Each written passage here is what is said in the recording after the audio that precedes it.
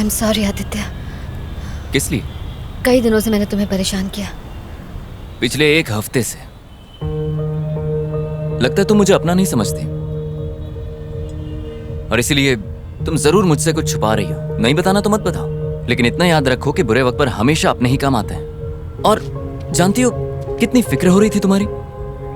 तुम्हें कोई परेशान कर रहा है क्या? कोई पीछे पड़ा हुआ है? नहीं, मैं ठीक हूँ।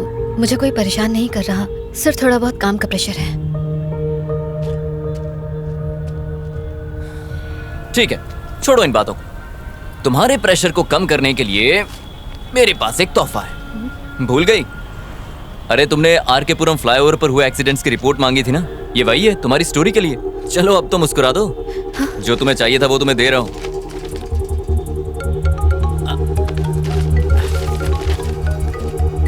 अरे यार, ये प्रीमा जी मुझे जब देखो काम चिपकाती रहती। मुझे जाना होगा। Sorry, you take care. Okay? हाँ प्रीमा जी, सिग्नल पे ही हूँ, आ रहा हूँ।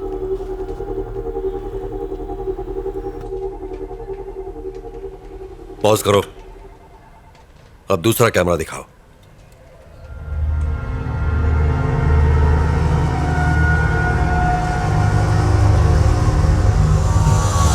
सब मरेंगे।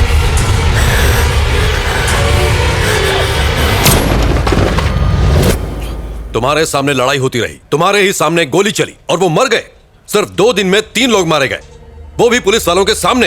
कल ही मैंने तुम्हें वार्निंग दी थी ना कि सीनियर के ऑर्डर्स फॉलो होंगे, फिर भी तुमने मेरी बात नहीं मानी। आई एम सॉरी सर, कुछ तो गड़बड़ है। कोई तो ऐसी शक्ति है जो ये सब करवा रही है। स्टॉप इट नायक। जो 3 लोग मरे उनमें बस 2 ही कनेक्शंस हैं। पहले हो तुम, दूसरी तुम्हारी फ्रेंड रचना। तुम लोग वहां क्या कर रहे थे? खड़े खड़े तमाशा देख रहे थे।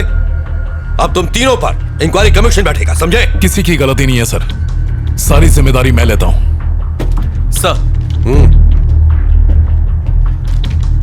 जाओ। Yes sir.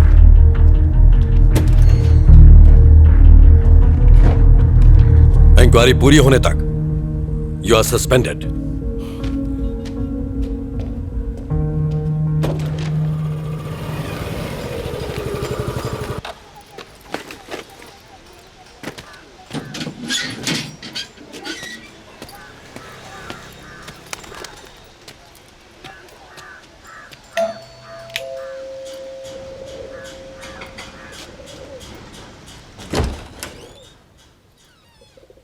रितेश, हाँ। मेरा नाम रचना है। मैं टाइम्स ऑफ इंडिया में काम करती हूँ। मुझे आपसे कुछ बात करनी है। किस बारे में? मैं आर.के. पुरम फ्लाईओवर पर होने वाले एक्सीडेंट्स पर एक स्टोरी तैयार कर रही हूँ। उस सिलसिले में आपसे बात करनी है।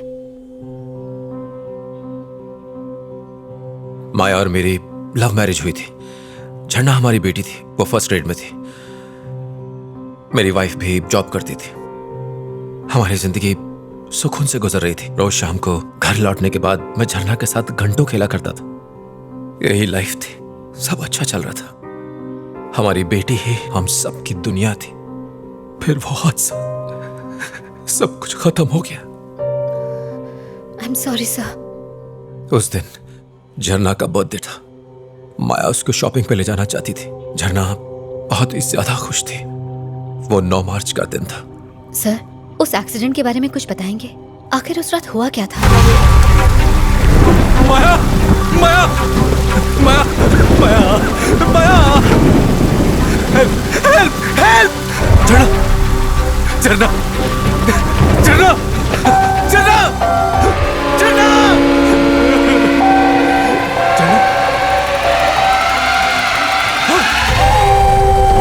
झरना, झरना!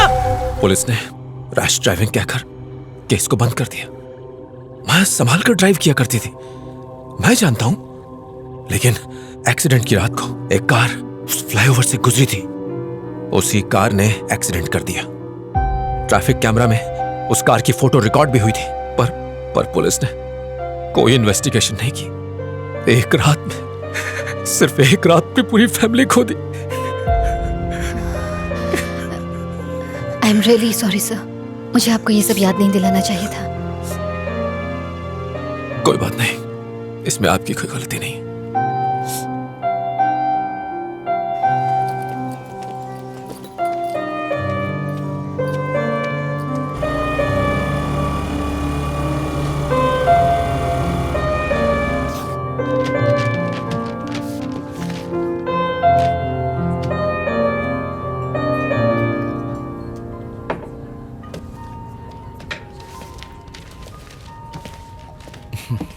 हाय रचना। हेलो। पुलिस स्टेशन से मुझे पता चला। आई एम सॉरी, मेरी वजह से आपको ये सब झेलना पड़ रहा है। नहीं कोई बात नहीं है, वैसे केस तो चल ही रहा है, सब ठीक हो जाएगा। पर मुझे बहुत बुरा लग रहा है। डोंट फील बैड, ये सब तो होता रहता है। कल रात वहाँ ऐसा क्या हुआ सर? रिपोर्ट से पता चला कि उन्होंने ड्रग्स ली थी, हो सकता है उसी का असर हो। सर आज मैं रितेश नाम के एक आदमी से मिली थी। फ्लाईओवर पर हुए एक्सीडेंट में उसने अपनी फैमिली खो दी। ये फ्लाईओवर तुम्हारे दिमाग से निकल ही नहीं रहा है। एक मिनट, ये देखिए सर, रितेश की वाइफ और उसकी डॉटर रोड एक्सीडेंट में मारे गए थे सर। वो यहाँ अकेला रहता है सर। उसकी बातों में कुछ बहुत ही अजीब था सर। आपको इन्वेस्टिगेशन करनी चाहिए। रचना बस अब बहुत हो गया, इस केस में ऐसा कुछ भी नहीं है जो तुम कहना चाहती हो। सर ये मौतें आपस में जुड़ी हैं, आप भी जानते हैं। सुंदर की मौत, वकील की मौत और उन दोनों बाइक वालों की मौत में शक की सुई सिर्फ और सिर्फ तुम पर जा रही है, पता है?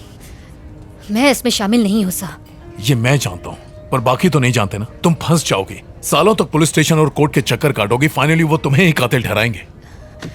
सर उस फ्लाईओवर पर जो भी यू टर्न ले रहा है वही मर रहा है, और आप कह रहे हैं कि मुझे चुप रहना चाहिए? रचना, मैंने बहुत सी मौतें देखी, बाद में कुछ नहीं होता, और तुम्हें भी यही मानकर चलना चाहिए।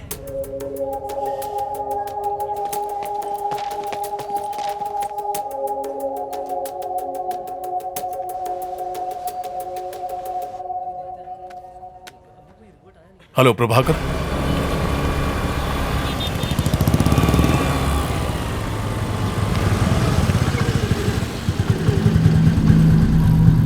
कुछ सवालों के जवाब तुम्हारे लिए जानलेवा हो सकते हैं। अब मैंने ये केस छोड़ दिया है, तुम्हारी मदद नहीं कर पाऊंगा।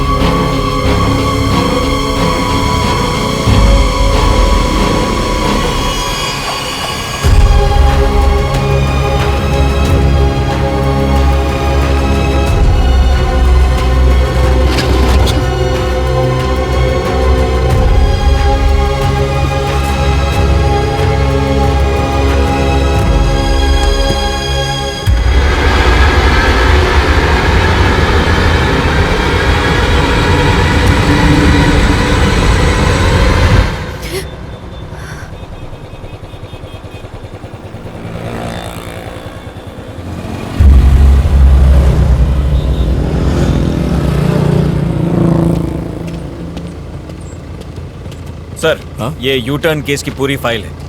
Thank you Prabhakar. सर मुझे लगता है आप बिल्कुल ठीक कर रहे हैं। चलो, तुम्हें तो यकीन है।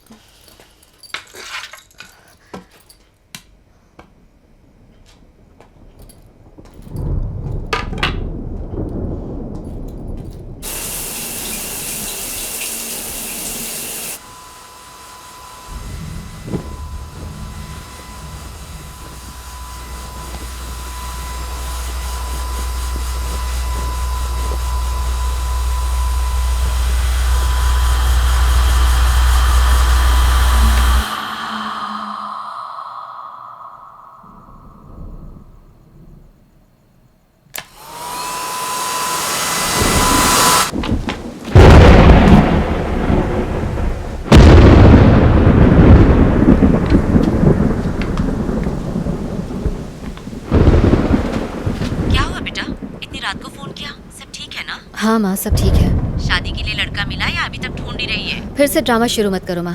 खाना खाया? बस अब तेरी बारात में ही जी भर के खाऊंगी। पापा कैसे हैं?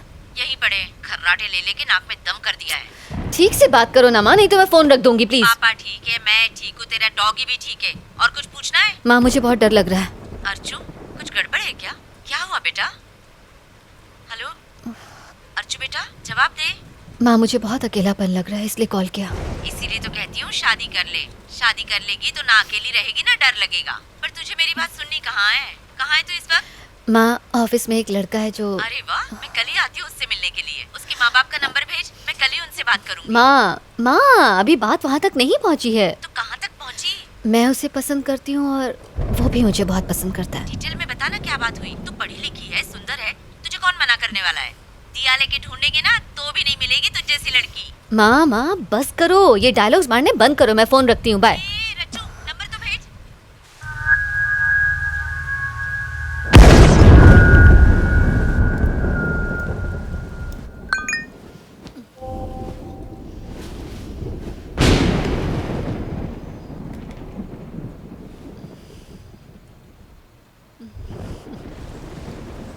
I